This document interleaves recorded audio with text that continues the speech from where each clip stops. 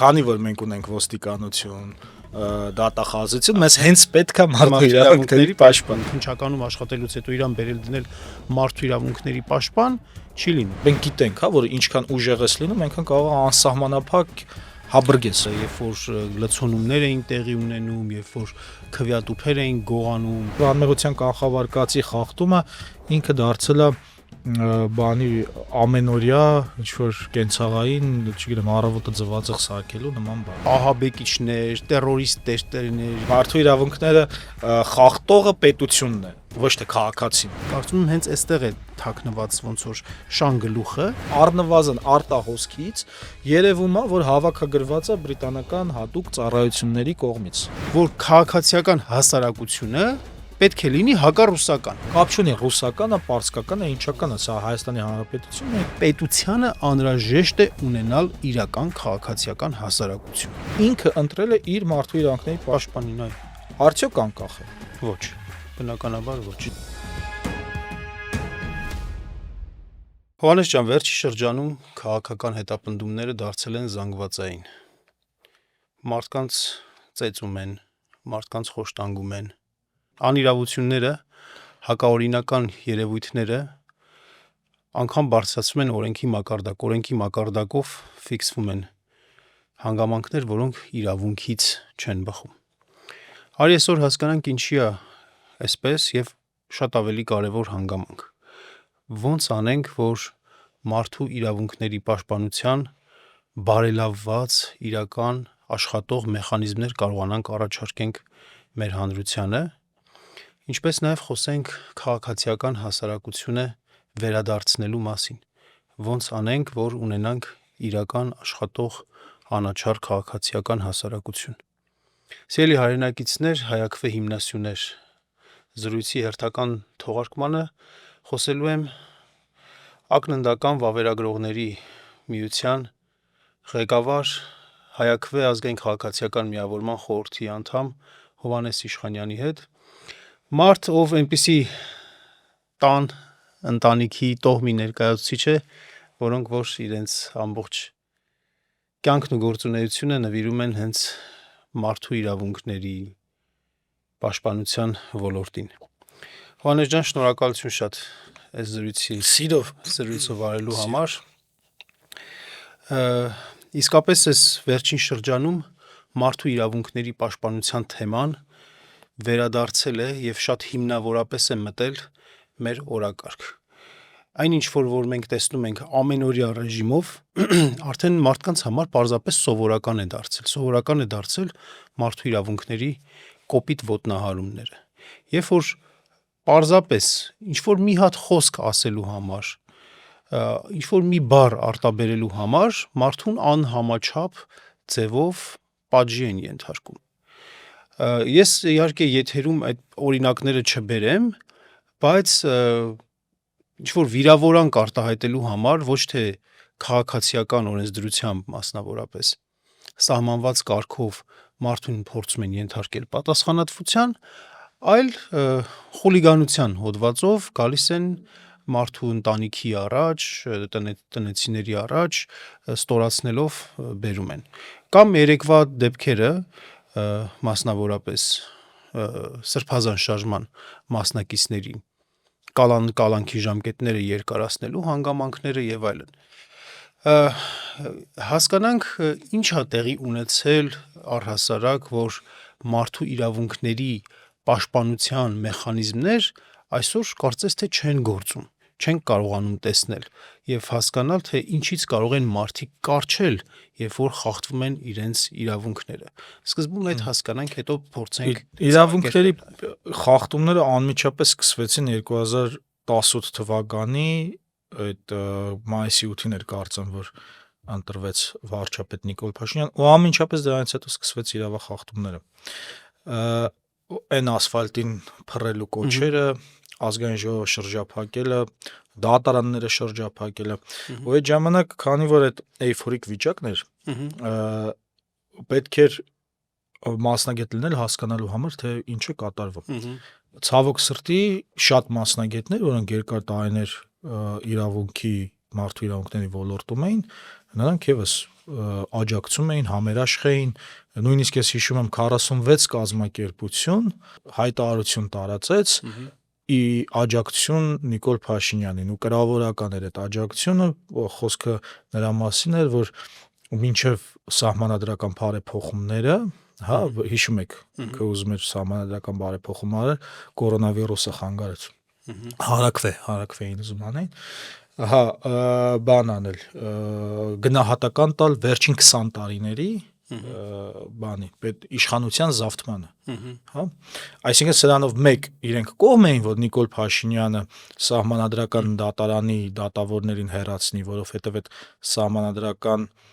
սահմանադրական հանրակրվեն, հա, սահմանադրության հենց դրան էր միտված։ Ու մյուս կողմից նաև այդ իրենց օրակարգն էին առաջ տանում 46 կազմակերպություն, որոնք քաղաքացիական հասարակության կազմակերպություններն էին, մեծ մասը մարդու իրավունքների պաշտպանության ոլորտից էր, բայց փաստորեն համաձայն էին, որ դատարանները զավթել։ Իսկ դատարանները եթե վերցնում է գործադիր իշխանությունը, նշանակում չկա քաղաքացիական հասարակություն, անիմաստ է խոսել դրա մասին։ Այս շրջանը խոչընդոտների չհանդիպեց, բայց մյուս մեծ այսինքն ինքը նախ կարողացավ դատարանները զավթել, այն դատավորները, որոնք իրեն չէին ենթարկվում, նախ քրեական գործեր բացեց վրան ապօրինի կամ դատավոր կար, որ որևէ բան չէին կարողանում գտնեին դիսերտացիայի մեջ գնացին մտան, հա, Ալեքսանդր Արզումանյան, հա, Բոհին շատ ժամանակ այնքան շատ են եղել իրադարձությունները, որ անգամ էլ օպերատիվ հիշողության մեջ չի տեղավորվում, էլի, կախվում է։ Ու ինձ թվում է էդ էլ է իրանց ձեռնտու, այս իշխանությունը ինչքան շատ են անում, այնքան համ նորմալ է դառնում, համ ոնց էլ հիշողությունը նորմալության մեջ ենք մտնում, էլի, այո։ Բայց ըստեղ ամենակարևորը 2015 թվականի այդ սահմանադրության փոփոխություններն են, որով այդ սահմանադրության փոփոխությունները հետընթաց են մարդու իրավունքների պաշտպանության համար։ Մի կողմից, որ այդ ուժային կառույցների իրավապահ մարմինների միանձնյա ղեկավարը դառնում է երկրի վարչապետը, ԱԱԾ-ի տնօրենին ինքն է նշանակում հանում, ընդ որում այն ժամանակ նախագահը բաներ անում, հավանություններ տալիս, հիմա դա էլ է վերացրել, այսինքն ուղղակի նշանակում հնչական կոմիտեին ղեկավարին է ինքը նշանակում հակակոռուպցիոն կոմիտեի ղեկավարին է նշանակում, դատախազը նշանակվում է ազգային ժողով, բայց ասենք ազգային ժողովը այնպիսի մեխանիզմ է ստեղծած այդ կայուն մեծամասնությունը, որ միակուսակցական ազգային ժողով ինչ ուզում անցկացնում են, ինչ ուզում անում են։ Ու պատահական չէ, որ ինձ իր օգնականը եկավ դարձավ գլխավոր դատախազ, իր նշանակվեց մարդ, որը որ մինչև գլխավոր դատախազ դառնալը անգամ օգնական եղած ժամանակ իր ֆունկցիաների մեջ էլի խնդիրներ էին բացահայտվել։ Ես հիշեցնեմ այդ խնդիրը, որն էր Ռուբեն Հայրապետյանի որդու Ռաֆիկ Հայրապետյանի։ Չէ, հենց Ռուբեն Հայրապետյանի։ Հենց Ռուբեն Հայրապետյանի դեմ որ քրեական գործ էին հարուցել, ինքը խմբագրում էր օգնական լինելով վարչապետի, խմբագրում էր այդ գործը։ Այսինքն ուղիղ գործադիր իշխանությունը գործերը սարքում չի կարող էլի, ասենք մարդու պաշտոնի փոփոխությամբ իր էությունը, իր կապվածությունը անմիջապես այդպես ինչպես ռադիկալ փոխվի, ինչպես եւ տեսնում ենք։ Բայց շարունակելով այս դատախազի հարցը, ու հենց դատախազից կարելի է նաև անցել մարդու իրավունք օմբուդսմենի ինստիտուտի, հա, մարդու իրավունքների պաշտպանի։ Իսկ մարդու իրավունքների պաշտպանը հիմա դատախազի տեղակալն է եղել։ Այո, Անահիտ Մանասյանը։ Սա հակասություն է մարդու իրավունքների պաշտպանի ինստիտուտի սկզբունքների հետ, որովհետև ոչ միայն մարդու իրավունքների պաշտպանի օրենքով եւ սահմանադրությամբ ամրագրված է, որ մարդու իրավունքների պաշտպանը պետք է լինի անկախ գործիչ, այլ նաեւ այդ ՄԱԿ-ի Փարիզի սկզբունքներով է հաստատվում, որ պետք է անկախ գործիչ լինի։ Հիմա փորձենք հասկանալ, արդյոք անկախ է մարդու իրավունքների պաշտպանը, թե ոչ։ Դրա համար պիտի հասկանանք տեստը որը պետք է լինի, էլի, որ հասկանանք անկախ է, թե ոչ, տեստի ուրույն։ Պիտի հասկանանք ոնց է ընտրվում։ Ամենակարևոր բանը։ Բայց մինչև հասկանանք ոնց է ընտրվում, ես մի քիչ կուզեմ ավելի հետ գնամ հասկանալու համար, թե ինչի է մեզ պետք մարդու իրավունքների պաշտպան։ Լավ, հա։ Միած տեղից սկսենք։ Մարդու օմբուդսմենի ինստիտուտը այդ 20-րդ դարի սկզբին կներես, արի ավելի հարցը բարձրացնենք, ինչի է մեզ պետք մարդու իրավունքների պաշտպանի ինստիտուտը, վերանանք այսօրվա իրականությունից, հա, վերանանք այսօրվա։ Այն պարագայում, երբ որ ունենք, չգիտեմ, ոստիկանություն, քննչական մարմիններ, դատախազություն եւ դատարաններ, որոնցով իբրև թե պետք է բավարար լիներ, էլի առհասարակ մարդու իրավունքները պաշտպանելու համար։ Այստեղ հետաքրքիր է հենց այնա, որ քանի որ մենք ունենք ոստիկանություն, դատախազություն, մեզ հենց պետք է մարդու իրավունքների պաշտպան։ Այսինքն այստեղ մենք տեսնում ենք, որ մարդու իրավունքների խախտման հարցը հենց ոչ թե վերաբերում է քաղաքացի հարաբերություններին, այո, մարդու իրավունքները խախտողը պետությունն է, ոչ թե քաղաքացին, որովհետև պետության վրա է դրված մարդու իրավունքների պաշտպանություն ու պետությունն է կարգավոր, օրինակ, եթե X անձը սպանում է Y անձին, այդ կյանքի իրավունքից զրկելը, լինում է ոչ թե X անձն է խախտել մարդու իրավունքները, այլ պետությունը չի ստեղծել այնպիսի իրավիճակ, որպեսզի X անձը չսպանի Y անձին ու դատապարտվի։ Հիմա պետության խնդիրը այդ իրավունքի խախտման համար ինչ որ պատիժ սահմանելն է։ Եթե օրինակ ասենք այդ պատիժը չի սահմանվում, հա, այդտեղ արդեն պետությունը խախտում է մեկ այլ իրավունք, չգիտեմ, արդար իրավունքը կարող է լինի կամ խոշտանգումից զերծ լինելու եւ այլն։ Մի խոսքով դա ըստ դեպքի է կապված, թե ոնց են կան, բայց պետք է հասկանանք, որ պետությունն է իրավունքը, դրա համար, երբ որ մարդու իրավունքների եվրոպական դատարան գործեր են գնում, ասենք քաղաքացին ընդդեմ ինչ որ պետության է գնում, որովհետեւ պետությունն է խախտող կարող է լինել։ Ուրեմն այդ օմբուդսմենի ինստիտուտը 1807 թվականին Շվեդիայում է ստեղծվել եւ տարածվել է աշխարհով մեկ, բայց հատկապես երկրորդ համաշխարհային պատերազմից հետո է մեծ տարածում գտել, քանի որ դրանից հետո արդեն այդ մարդու իրավունքների հռչակագիր, միավորված ազգերի կազմակերպությունը ստեղծվեց եւ մարդու իրավունքներին ավելի մեծ ուշադրություն սկսեցին դարձնել աշխարհում։ Մարդու իրավունքները, բայց մարդու իրավունքների պաշտպանությունը ինչի համար է պետության պետք։ Պետությունը ինքը իրանով սահմանափակող կառույց է, հա, ասենք, չգիտեմ, այնտեղ բանտեր կան, այնտեղ ոստիկանություն կա, որոնք զբաղվում են այն հարցերով,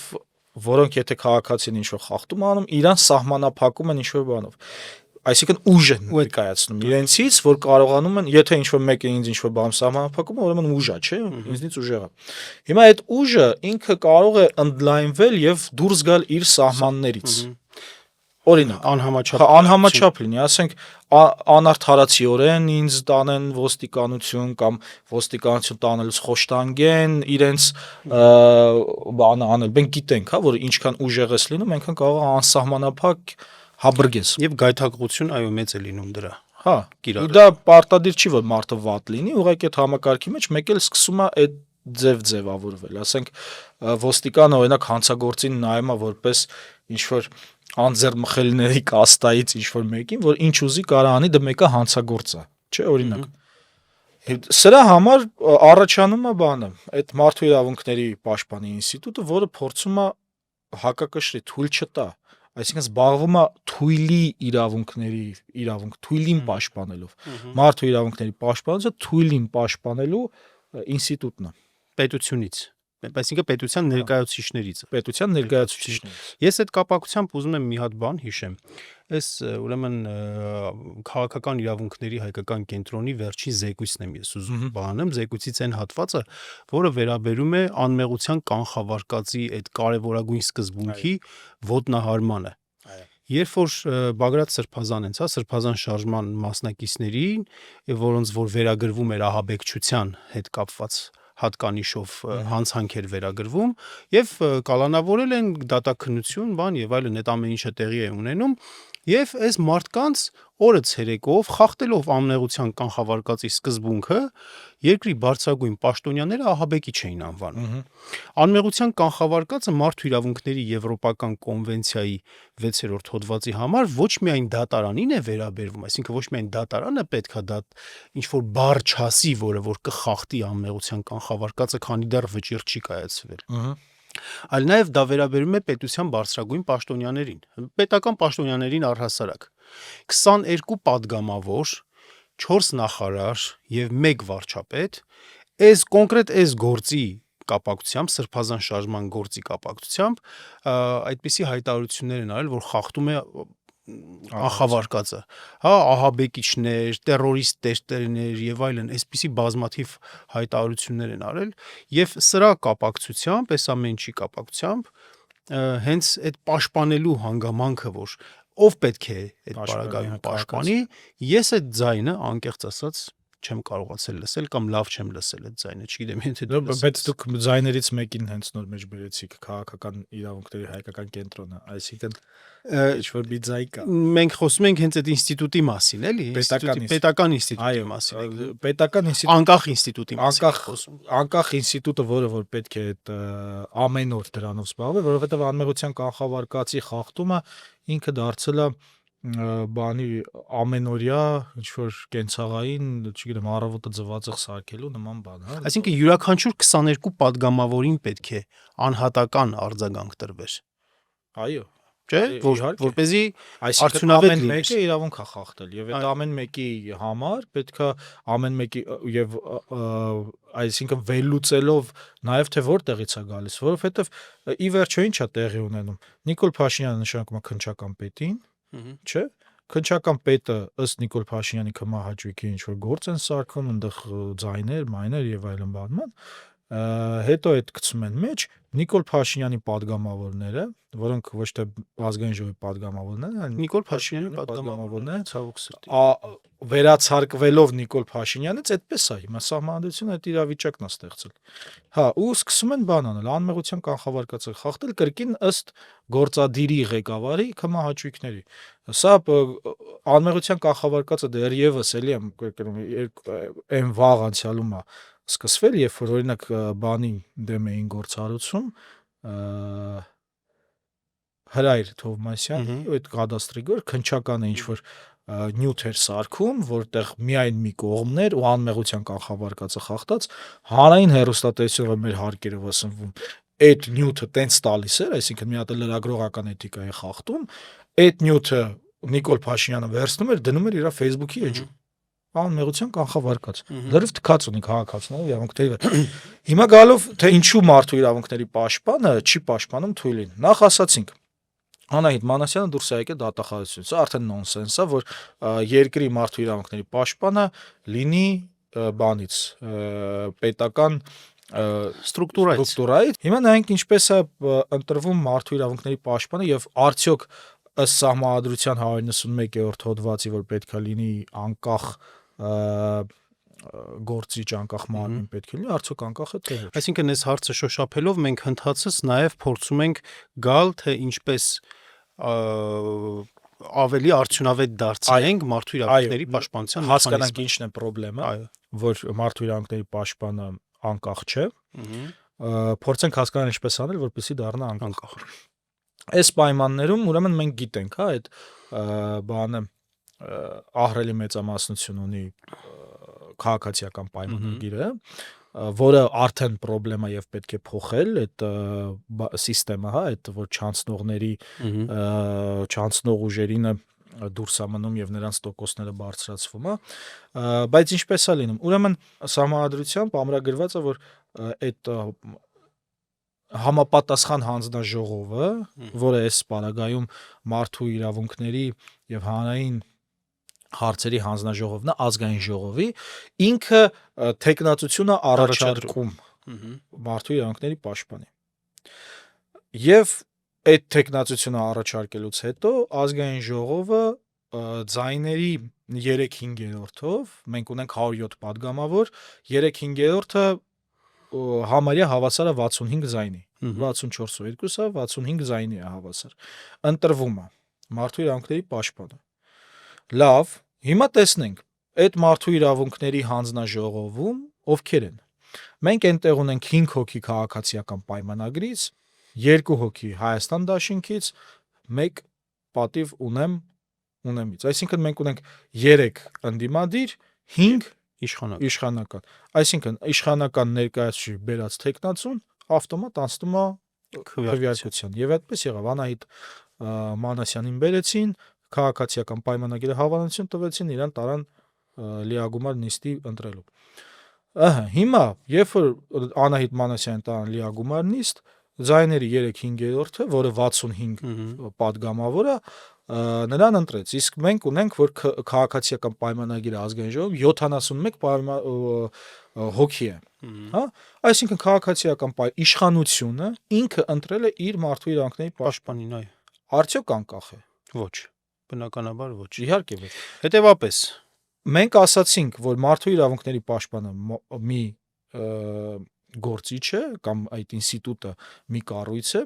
որը զբաղվում է թույլի պաշտպանությամբ, իշխանության իրավախախտումների պաշտպանությամբ։ Հետևաբար մեզ անհրաժեշտ է, որպեսզի այնտեղ այդ կառույցում ոչ թե իշխանության կմահաճույքը հայեցողությունը լինի, այլ հակառակը, ընդդիմության։ Հիմա ինչ կարելի է անել այս պարագայում։ Նախ եւ առաջ մարդու իրավունքների պաշտպանի տեխնատությունը առաջադրող հանձնաժողովը ինքը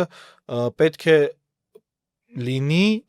հավասարաչափ եւ իշխանության եւ ընդդիմության ներկայացուցիչ հավասար, այսինքն հավասար պետք է լինի, որտեղ ընդդիմությունը պետք է նաեւ ունենա վետոյի իրավունք տեխնացուի հարցում ինքը վետոյի իրավունք պետք է։ Այսինքն նշանակում է, որ այնպիսին պետք է առաջադրվի, որը այնպիսի հեղինակություն պետք է ունենա, անաչառության, օբյեկտիվության, ֆիլտրերով պետք է անցած լինի, Շատ բարդ է, որպեսզի այդ վետոյի իրավունքը չգործի։ Այսինքն այդ ընդդիմությունը վետոյի իրավունքը չկարողանա հենց այդպես կամայականորեն, այսինքն ընդդիմության համաձայնությամբ պետք է լինի։ Կարող ենք չկոչել վետո, բայց ասել համաձայնությամբ, որովհետև այդ պաշտոնը այսպես թե այնպես պետք է լինի։ Այսպես թե այնպես դա սահմանադրական պաշտոն է եւ չի կարող։ Լավ, մեկը չանցավ, այո, դա պարտավորություն է եւ այդ սահմանադրական պաշտոնը պետք է լինի, պետք է գործի ու ուզած թե չուզած ընդդիմությունը պետք է համաձայնի, բայց համաձայնի ոչ թե նրան, ում որ դեմ են տալիս, այսպես ասած, այլ պետք է փոխադարձ համաձայնությամբ լինի այդ առաջադրումը։ Այստեղ համ փոխադարձ համաձայնությամբ, բայց նաեւ ընդդիմությունը ինքը ոնց որ բան ունի, մարդու իրավունքների պաշտպանի հարցում ինքը շահավետ դիրք պետք է ունենա, որովհետև կրկին հիշենք, մարդու իրավունքների պաշտպանը այն մարդն է, որը քաղաքացուն պաշտպանում է պետությունից, պետության գործած իրավունք։ Հիմա գանք լիագումար նիստի հանգամանքին։ Երբ որ համաձայնությամբ եղավ, ընդ որում բացի ազգային ժողովից անհրաժեշտ է, որպեսզի լսումներ անցնի այդ տեխնացուն լրագրողների, իրավապաշտպանների, քաղաքացիական հասարակության ներկայացուցիչների մոտ եւ ոչ միայն ազգային ժողովի մոտ, հա, դրանից հետո ենթադրենք այդ этаպներով անցավ, հիմա գալիս ենք ազգային ժողով։ Ազգային ժողով մենք ասացինք, որ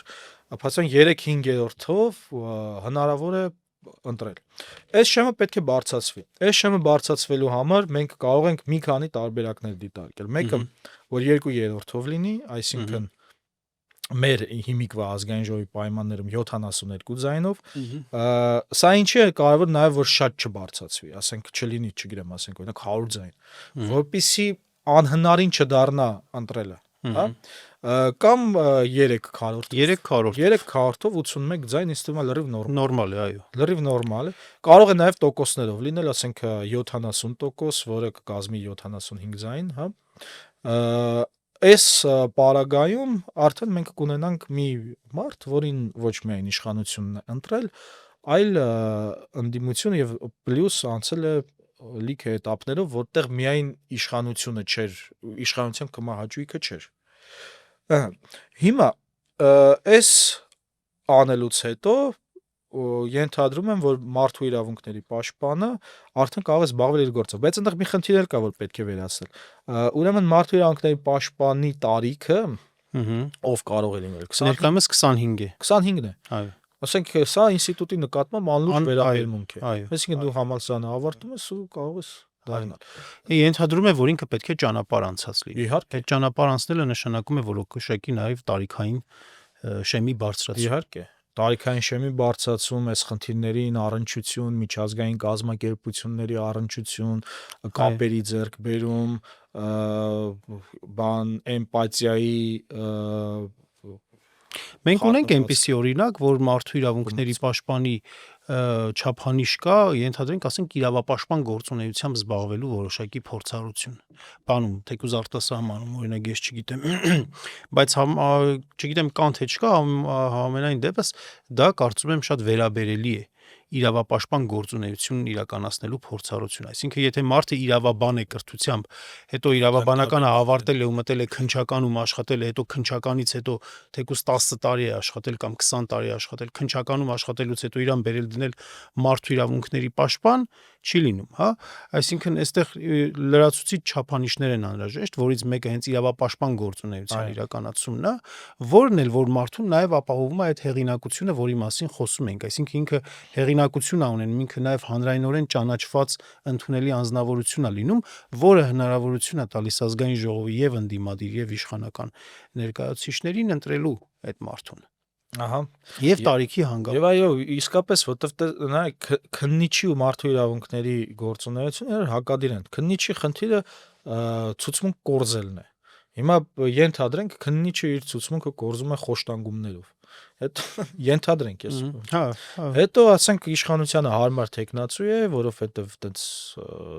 բան է, նվիրված է իշխանությանը, ինչ ասենք անի, տանում են մարդու իրավունքների պաշտպան են դնում։ Հիմա եթե այդ մարդը այդ խառնվածքը ունի, որ խոշտանգում է մարդուն, հիմա պետքա խոշտանգումից ազատի քաղաքացի Դժվար է դերը քննիչների։ Դրա համար այս պարագայում կրկնում եմ Անահիտ Մանասյանի դեպքը, որ դատախազի տեղակալ է, սա արդեն նոնսենս է եւ Հայաստանի քաղաքացիական հասարակություն իրավապաշտպան այդ պահից պետք է թույլ չտային։ Գործադիր ղեկավարը ինչ ուզում է անում է։ Շատ լավ, այսպիսով մենք իհարկե մի զրույցի ժամանակ չենք կարող մարդու իրավունքների պաշտպանության հիմնախնդիրների ամբողջ ներկապնակը հանել եւ մեխանիզմների արդյունավետ դարձնելու բոլոր առաջարկները քննարկել, այս պարագայում մի կարևոր ինստիտուտի հանգամանք ենք մենք շոշափում, մարդու իրավունքների պաշտպանի ինստիտուտը, եւ այն արդյունավետ դարձնելու համար փաստորեն ֆիքսեցինք, որ առաջինը անհրաժեշտ է, որ այնպիսի քվեարկությամբ ընտրվի ազգային ժողովում, որը կենթադրի եւ իշխանական եւ ընդդիմադիր ձայների առկայություն, այսինքն շեմը բարձրացնել որոշակիորեն։ Հանգամանք, որ մենք նաեւ ազգային ժողովի ձևավորումն էլ է անհրաժեշտ։ Այո, դա հարցի իհարկե մյուս կողմն է, մենք այս նույն իրավակարգավորման առաջարկությունը նաեւ ասել ենք դատախազի ընտրության հարցում, առհասարակ պետք է անկախ մարմինների ձևավորման համար սահմանել հնարավորինս բարձր շեմ, հնարավորինս կոնսենսուսային, բառը մի քիչ այնպես չի հնչում, կոնսենսուսը բոլորի համաձայնությունն է, բայց շատերի համաձայնությամբ, որպեսի տեղի ունենա, երկրորդ, որ տարիքային որոշակի բարձր շեմ լինի, որը ցույց կտա նրա անցած հետագիծը եւ լրացուցիչ վկայություն կլինի անառարկելի որոշակի հեղինակության վերաբերյալ, եւ երրորդ, որ ինքը չգա պետական համակարգից, այսինքն անմիջապես պետական համակարգից չգա եւ ունենա իրավապաշտպան գործունեության որոշակի ողջամիտ ժամանակահատված։ Եվ չորրորդ, որ ոչ միայն ազգային ժողովին ինքը պետք է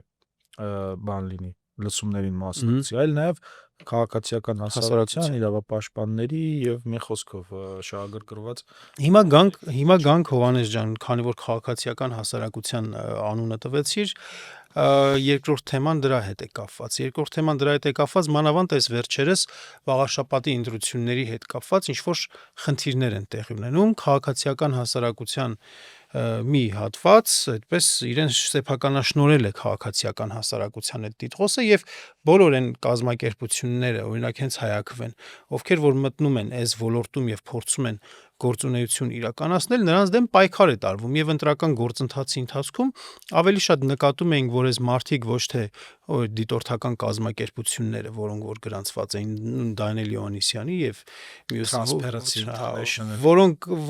ոչ այնքան ավելի շատ հետաքրքրված էին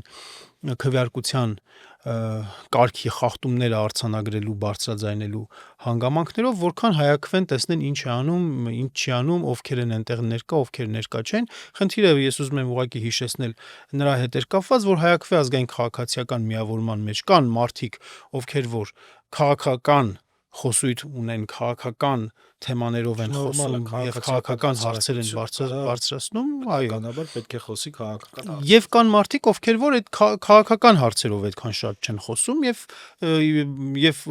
փաստորեն 123 դիտորդ ենք մենք դիտորդներ էին գործում եւ նրանց մեծագույն մասը քաղաքական հանրային դեմքեր չեն, ելույթներ չեն ունենում, բայց մարդիկ իրենց քաղաքացիական հանձնառություններից ելնելով պատրաստ էին եւ անցել էին համապատասխան դասընթաց, պատրաստ էին մտնել եւ աշխատել եւ ժողովրդի ձայնը պաշտպանել, քվեն պաշտպանել։ Եվ հիմա ելնելով այն հանգամանքից, որ Հայաքվեի որոշ անդամներ քաղաքական գնահատականներ են հնչեցնում այս կամ այն դեպքի առնչությամբ, այս կամ այն իրողության առնչությամբ, Արցախի հետ կապված,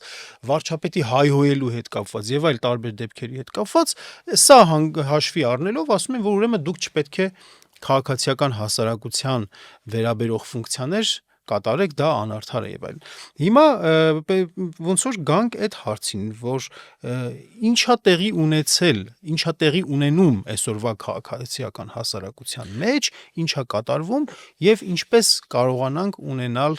իրական քաղաքացիական հասարակություն։ Արի խոսենք այս թեմայով։ Դրա համար պետք է նորից վերադառնանք, հասկանանք, թե ինչը քաղաքացիական հասարակություն կոչվածը, հա, ինքը իրական մարդու իրավունքների ինստիտուտին սենց համերաշխ ինստիտուտ է, որովհետև ի վերջո քաղաքացիական հասարակությունն էլ զբաղվում է այն մարդկանց շահերով, որտեղ որ իշխանությունը կարող է կրկին այդ ժարգոնով բառը ասեմ, հաբրգի, հա, ու կամ թերանա, հա, ու այդ քաղաքացիական հասարակությունը փորձում է այդ հարցը լուծել, որպես ասենք 5-րդ իշխանություն կարող ենք ասել, բայց շատ պայմանական, հա, որտեղ այնուամենայնիվ քաղաքացիական հասարակությունը իշխանություն չի։ Եվ հիմա ընտրությունների վերահսկման հարցում, հա, ընտրությունների ով է կազմակերպում ընտրությունները։ Պետությունը։ Այո, այսինքն իշխանությունները, հա, որոնք այդ պահին իշխանության են, կազմակերպում են պետական ընտրությունները։ Եվ ով է, որ ամենաշատ խախտումը կարող է անել եւ առհասարակ անում է, բնականաբար իշխանությունը։ Հիմա այս պայմաններում մենք ունենք 100-ից ավելի դիտորդներ, հա, Հայաքվեի կազմում, որ պետք է քաղաքացիական հասարակությանը ասեն սիրտը շոյի, պետք է փառավորվեն, որ այսքան դիտորդ կա, որոնք կարող են վերահսկել իշխանության անօրենությունները։ Այո, բոլոր տեղամասերում դիտորդ։ Ես հիշում եմ, երբ որ Սերժ Սարգսյանի ժամանակ հանրապետականի իշխանության տարիներին Սփյուռքի գործիչները եւ տեղի քաղաքացիական հասարակությունը միասին դիտորդական այդ ինստիտուտն էին ստեղծում 5000 դիտորդ, 3000 դիտորդ եւ այդ ժամանակ մեր հոգին իսկապես փառավորվում էր, որովհետեւ մենք կարող էինք այդ իշխանության այդ անօրենությունները վերահսկել, բայց բնականաբար բայց դրանք ի վերջո արդյունք տվեցին, չէ՞։ Այո, միանշանակ անկեղծ լինենք, ոնց որ ասած, այս ընտրությունների այն ցիկլը, երբ որ լցոնումներ էին տեղի ունենում, երբ որ քվեատուփեր էին գողանում, ես բան չանեմ, միանշանակ գնահատական չտամ, բայց որքան որ ես հիշում եմ, դու էլ երևի, չգիտեմ էլի, եթե սխալվում եմ ինձ ուղղի։ Օրինակ 2017 թվականի ընտրություններին, խորհրդարանական ընտրություններին, կարծես թե փակվեց այդ ցիկլը, ասենք, այլևս այդ կարգի բաներ չկան եւ դա նաեւ շնորհիվ նրա, որ քաղաքացիական հասարակությունը ի վերջո Եվ ի վերջո ընտրողներ ինքնավստահ, երբ որ մտնում էր եւ ընտրատեղամասում բացի ասենք այդ թուլացած եւ հանձնաժողովի անդամներն էին ավելի ինքնավստահ, որտեվ ընդդիմադիր հանձնաժողովի անդամը ու ոնց է դիտորդը իրար հետ ավելի մտերիմ շահեր ունեն, հա, այսպես ասած։ Ինչևէ, հիմա այդ իմաստով պետք է քաղաքացիական հասարակությունը ողջունի, ասեսի շլավ է, Հայաքվեն այսքան ամեն բոլոր ընտրատեղամասերում դիտորդ է ապահովում, բայց արեցին հակառակը։ Նրանք որոշեցին, որ այն կազմակերպված դիտորդական առաքելությունը, որը հնարավորություն ունի այդ ընտրությունները ամենաարդյունավետը ոչ թե դիտարկելու, հա, նրանք քշեցին դրանց դեմ, որովհետև համարելով, որ բան են, իշխանությանը քննադատում են, լավ են անում քննադատում են իշխանությանը, բայց արդյոք կողմնակալություն են դրսևորել, չէ զոքություն, քանի որ բանը մաթեմատիկական օրենքով եթե մեկ բացառություն ես տեսնում նրանց տեսությունը հերկվում է, ես մի անգամից ուզում եմ հերքեմ ես իրենց ասածը, Հայաքվեն ընտրախախտում էր նկատել նաև ընդդիմադիր ուժերի։ Այո, Օրինակ, Մայր Հայաստան դաշինքը իր այդ գովազդային պաստառները զետեղել էր ճանապարհատրանսպորտային այդ նշանների վրա, ինչը թույլատրելի չի, հա։ կոնկրետ ասեմ, որովհետև ես ինքս եմ հենց այնտեղ տեսել 14-16 տեղամասից 50 մետրի հեռավորությունը չպահպանելով, այո, այդ պլակատը փակցված էր։ Կոնկրետ Մայր Հայաստանի։ Դա դեռ հեռավորությունը չպահպանելով, բայց ասենք այնտեղ ճանապարհատրանսպորտային նշաններ կան, որոնք մեր անվտանգության համար են, որ ավելի խոցելի հարց է, էլի, ասենք, այնի քարոզին է վերաբերում, այստեղ ոնց որ մարդը մեքենայով գնում, այդ նկարը կպցրած է, կարա խանգարի, կարա վատ իրավիճակ ստեղծի փողոցում։ Հիմա անթույլատրելի տեղեր կպցրած եւ դա արձանագրել է Հայաքվեն բնականաբար։ Այսինքն այստեղ որևէ կոմունակալության հարց չես կարող դիտարկել։ Խախտումը տեսել է, արձանագրել է, հա։ Այսինքն հերկվեց նրանց ասածը։ Բայց պետք է նայել թե ովքեր են այդ անողները, հա, արդյոք մենք կարող ենք նրանց կոչել քաղաքացիական հասարակություն։ Մեկը այդ Դանիել Յոհաննիսյանն է, մյուսը Transparency International կազմակերպությունը։ Սկսենք Transparency International-ից։ Transparency International-ը հակակոռուպցիոն կազմակերպություն է, որը գործում է նաև Հայաստանում։ Նրա հիմնական ֆինանսավորողներից մեկը բանն է, բաց հասարակության հիմնադրամներն են, որը մեր ժողովրդական լեզվով ասած Սորոսի հիմնադրամը, հա։ Ջորջ Սորոսը ինքը ունի աշխարհում աշխարհաքաղաքական շահեր։ Մի անգամ չի որ հոդվածներ ա գրել եւ հարցազրույցներ ա տվել, նրա խնդիրը հակառուսականությունն է, հա, Ռուսաստանին տարբեր տեղերից դուրս մղելը եւ մասնավորապես ես հիշում եմ նրա հոդվածը 2017-18 թիվներ, որտեղ ինքը կոչ էր անում Եվրոպային, Թուրքիային օգնել, որպեսզի Սիրիայից հանեն Ռուսաստանին։ Ի վերջո Սիրիայից անեցին Ռուսաստանին, նու բազան մնացել է, բայց այն ազդեցությունը չի մնացել եւ եղավ ցեղասպանություն։ Մենք աչքներիս առաջ եղավ։ Այսինքն նպաստեց ցեղասպանությանը։ Հիմա եթե այդպես է շարժվում, այսինքն նաեւ Հայաստանում ինքը ունի այդ իր շահերը, ինքը ապաքաղաքական նպատակներով եւ հակակոռուպցիոն բացահայտվել է իր նպատակը, թե ինչի համար։ Եվ այս պարագայում, երբ որ Transparency International-ը տալիս է մեր դեմ այդ անարդար բողոքը, հա, ինքը փաստորեն Գյումրու ընտրությունների ժամանակ падգամավոր Վահագն Ալեքսանյանն էր նույն բանը ասում։ Այսինքն ինքը կատարում է իշխանության պահանջ, ինքը նպաստում է իշխանության, ինքը նպաստում է որ իշխանության վերահսկողությունը թուլանա, հա, ոնց որ նպաստի որ մարդու իրավունքների պաշտպանը գործառույթները նվազեն։ Ինքը չի կատարում քաղաքացիական հասարակության դեմ, ինքը կատարում է իշխանական հասարակության դեր,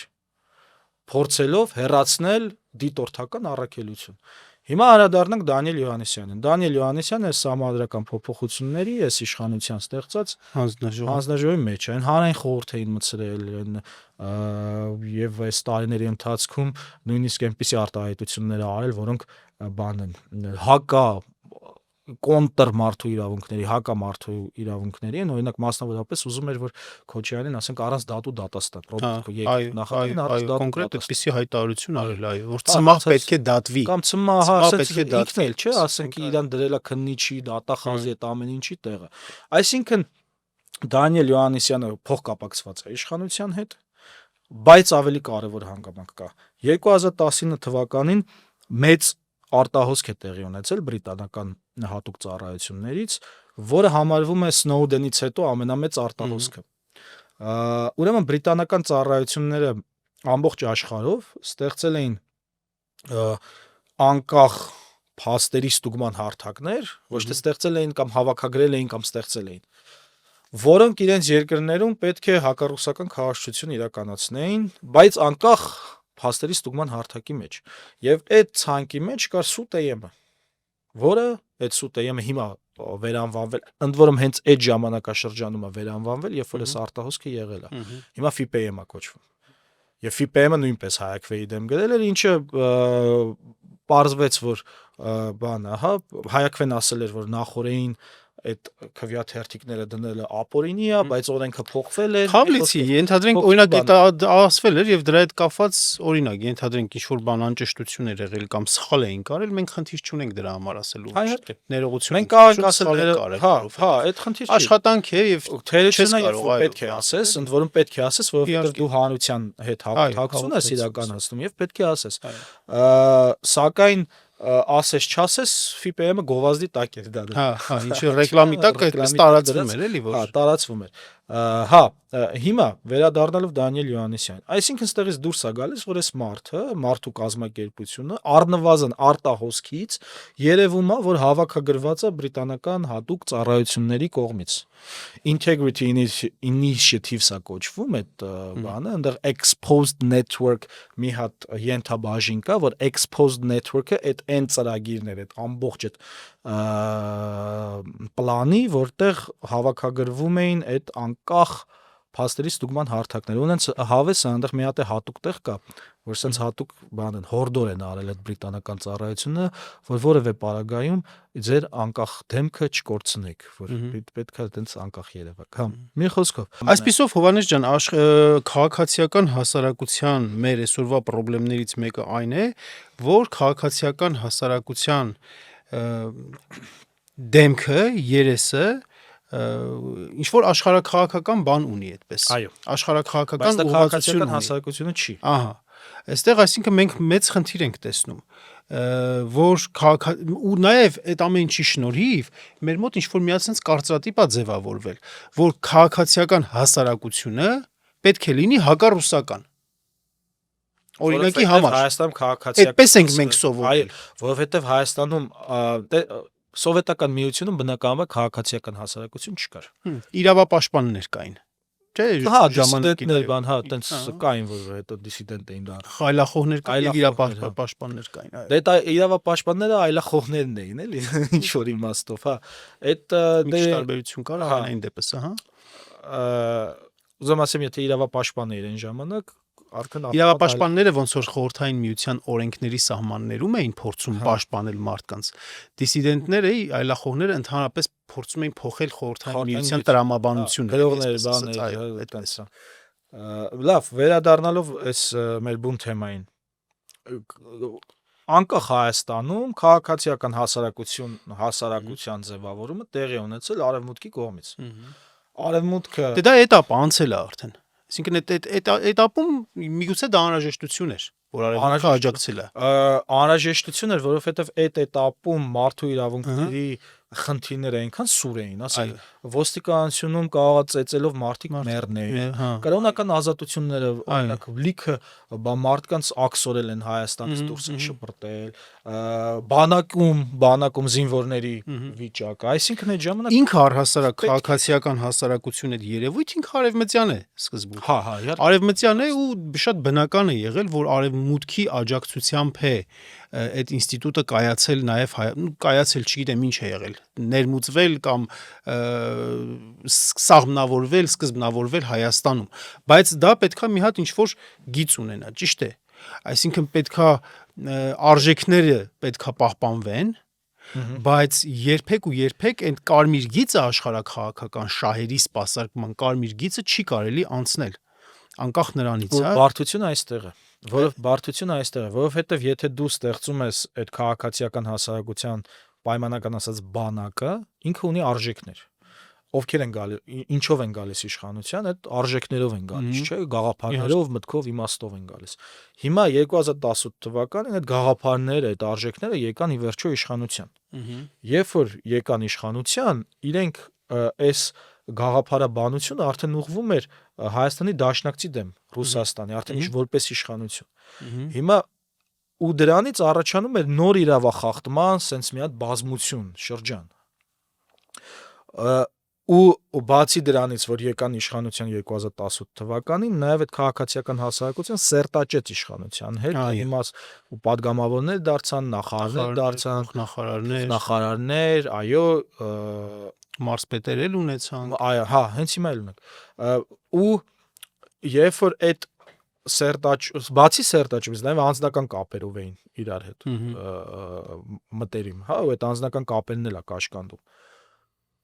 Փաստորեն իրանք դարձան այլևս քաղաքացիական հասարակություն իրենք չէին, որտեղ իշխանության հետ են, բայց այնտեղ խախտվում է ուրիշների իրավունքները եւ նրանք չեն բարձրաձայնում։ Եվ ընթացքում ձևավորվեց նոր քաղաքացիական հասարակություն, ինքը բաց մնաց այդ տարածքը եւ ես շատ ուրախ եմ, որ ես այն ժամանակ օրինակ մտահոգություն ունեի, որ ֆաշիստական քաղաքացիական հասարակություն է ստեղծվելու, որովհետեւ երբ որ այդ վակուումը առաջացավ, տոտալիտարիստական քաղաքացիական հասարակություն վակուումը երբ որ առաջացավ, ես խնդրում էի, ասենք, այն ժամանակ իմ ընկերներն ասում էին՝ մի արեք sense բան, այդ դաշտը բաց եք թողնում, հիմա դուք պետք է այստեղ, ոչ թե ասենք ազգային ժողովում, իրենք իրենց քաղաքական գործիչներին կգտնեն, դուք մնացեք այստեղ։ Բայց դե հիմա ու կարող էր այդտեղ, այո, իսկապես այդ ֆաշիստականն էլ թու չեղավ եւ դա այն պատճառով չեղավ, որովհետեւ առաջին քաղաքացիական հասարակության այդ սերմերը գցեցին փաստաբանները,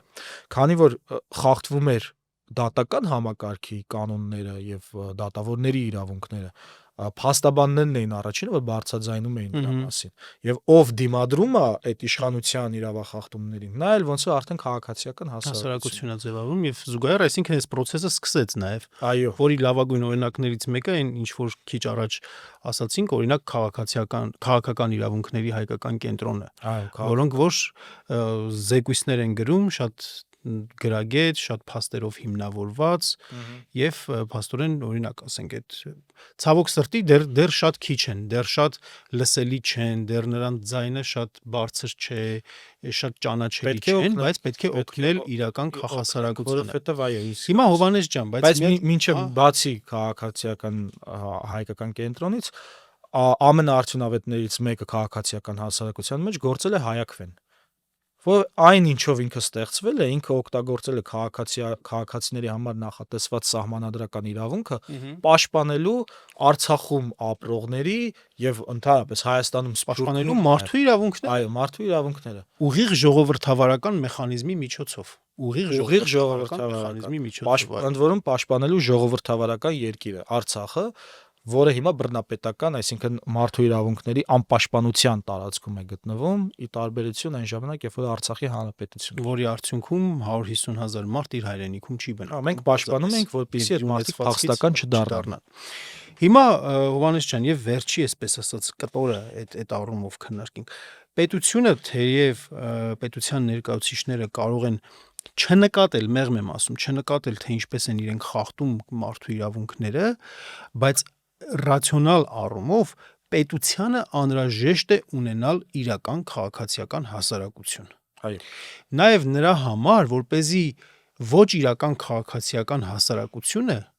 չմտնի աշխարհաքաղաքական խաղերի մեջ եւ չվնասի պետության շահերին։ Այսինքն այստեղ խոսքը ոչ թե նրա մասին է, որ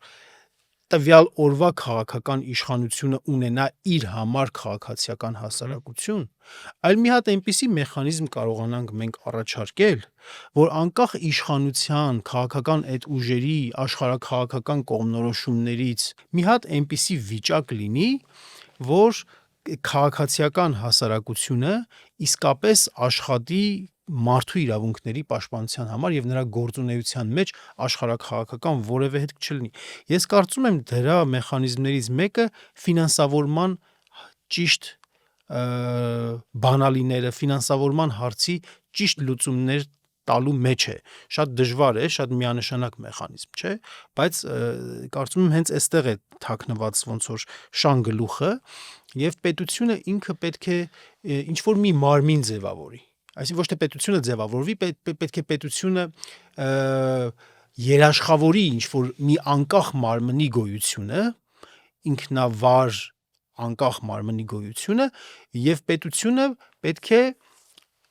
գումար հատկացնի դրան, բայց տրամաբանությունը ոչ թե իշխանությունը պետք է գումար հատկացնի դրան, այլ ժողովրդի հարկերից եկած ձևավորված պետական բյուջեից ինչ որ մի գումար պետքա լինի այդ ֆոնդին, այդ անկախ մարմինների, անկախ կազմակերպությունների ֆոնդին, որոնք որ կարող են ինչ-ինչ չափանիշներով, արդար չափանիշներով բաշխել այդ գումարը քաղաքացիական հասարակության համար։ Սա ամենաբարդ հարցն է եւ քաղաքական մտքի համար ամենահետաքրքիր, որտեղ բարդը հետաքրքիր է, չէ՞։ Ինչու՞։ Որովհետև ի վերջո հասկանում ենք, եթե այդ կոտար երկրները, այդ ֆինանսավորումները ուղարկում են Հայաստան իրենց բանակները ստեղծելու համար, իրենք իրենց աշխարհաքաղաքական շահերի սպասարկման համար են անում։ Հիմա եթե դու որ պետություն ես, որևէ ինչ որ մեխանիզմ դնես, որ պաշտպանես պետությունը այդ հոսքից, հանդիպելու ես դիմադրության։ Դու կարող ես իսկապես պետության, պաշտպանության եւ քաղաքացիական հասարակության այդ բալանսի համար անես, բայց միևնույնն է, նրանք հասկանալով, որ այդ բալանսը նույնիսկ վնասելու է իրենց քաղաքական օրակարգին, միևնույնն է այդ դիմադրությունը ստեղծելու են։ Մենք ունենք օրինակներ, թե ինչպես են փորձում այդ հարցը լուծել, մենք ունենք Ամերիկայում այդ հարցը լուծված է, որ ունեն այդ FARA-ի օրենքը, որը այդ օտարերկրյա գործակալների բանն է, հա, foreign agent law, որը նաև, ասենք, ընդունվեց Ռուսաստանում, Վրաստանում եւ տեսանք, թե ինչ դիմադրության է արժանանում հատկապես Վրաստանում հիմա, որովհետեւ փաստորեն այդ օրենքի միջոցով Արևմուտքը կորցնում է իր բանակները, խաղաղ բանակները, հա։ Ռուսաստանը որպես ավելի տենց պոկված եւ ավելի ինքնիշխան երկիր, տենց շատ բարդությունների չհանդիպեց, ամենայն դեպս հանդիպեց։ Լավ, ինչ կարելի է անել այս պարագայում։ Տարբերակը այն է, որ անպայման պետք է պետությունը որոշակի բան անի։ Անպայման պետք է անի, որովհետեւ սա ռիսկ է պետության համար։ Արդյոք կարող է պետությունը ստեղծել ինչ-որ այո անկախ ֆոնդ, որտեղ այդ հոսքերը կգան, ասենք, ինքը ուզած-չուզած պետք է այդ փողը տա, ոչ թե կամ կտա կամ չի տա կամ հետ կվերցնի, չէ, ինքը ուզած-չուզած պետք է այդ գումարը տա, անկախ նրանից թե ոնց պետք է ծախսվի։ օտարերկրյա Չէ, կազմակերպություն։ պետությունը այդ անկախ ֆոնդը որ ասում ենք, էլի։ Հա, մենք եթե չենք դադարեցնում այդ հոսքերը միջազգային կազմակերպությունների, դեսպանատների եւ այլն բան, հա, ամեն դեպքում պետք է պետությունը ինչ-որ վերահսկողություն սահմանի այդ ֆոնդերի Ֆիլտրեր պետք է ֆիլտրեր լինեն, պետք է դնի։ Պետք է հաշվետվություն ստանա այդ կազմակերպություններից, թե ինչի վրա են ծախսել այդ գումարները, այսինքն հիմա երբ որ ասենք Ամերիկայի դեսպանատունը գրանտ է տալիս որևէ կազմակերպության, հաշվետվություն ստանում է միայն Ամերիկայի դեսպանատունը, թե ինչ են արել, ինչի վրա է ծախսվել եւ այլն եւ այլն։ Երբ որ գրանտը գրվում է, գրանտը ուղարկվում է միայն Ամերիկայի դեսպանատանը եւ պետությունը այստեղ որևէ բան չունի ու կապ չունի։ Հիմա այդ երկուսի հարաբերությունների մեջ թե ինչ կա, կարող է ասենք տերորիզմի համար է օգտագործվել։ Եվ անկախ նրանից Ամերիկայինն է, թե չգիտեմ, օրինակ Եվրազիան է, թե չգիտեմ որն է։ Հա, կապ չունի, չէ, կապ չունի։ Եվրազիան ռուսականն է, այդ շեշտեք, հա։ Կապ չունի ռուսականը, պարսկականը, ինչականը, սա Հայաստանի Հանրապետությունն է, ինքը պետք է իր շահերը գիտակցի։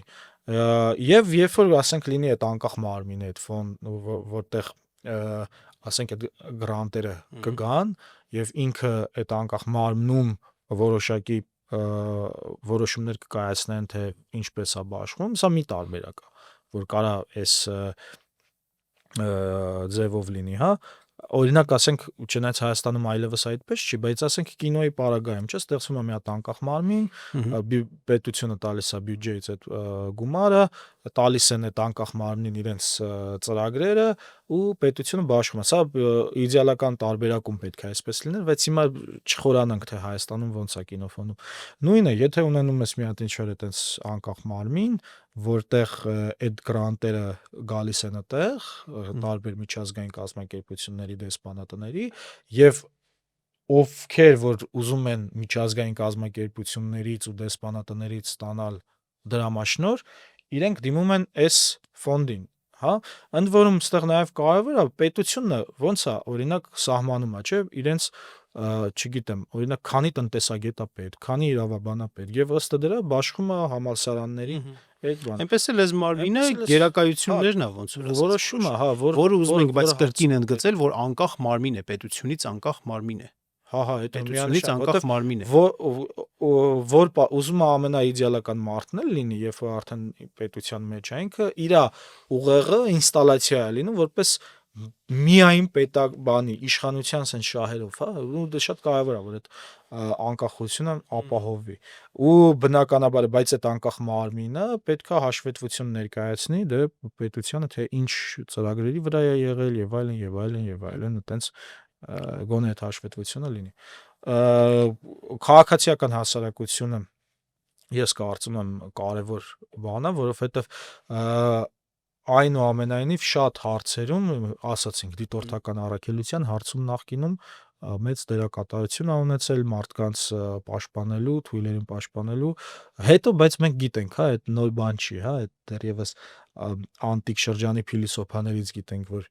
թույլը դառնում է իշխանություն, սկսում է ճնշել նոր թույլին։ Հիմա մեր խնդիրը այն է, որպեսզի այդ նոր ուժը չկարողանա հաբրգել։ Իհարկե։ Եղավ, Հովհաննես ջան, մենք բարդ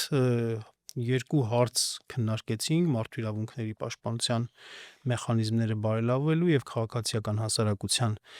հասարակությունը իրական դարձնելու, ինչպես իրական դարձնելու այդ հարցերը քննարկեցինք, այնպես չի, որ շատ փորձարկված, վերիֆիկացված, հստակ, այսպես չափանիշներ ենք մենք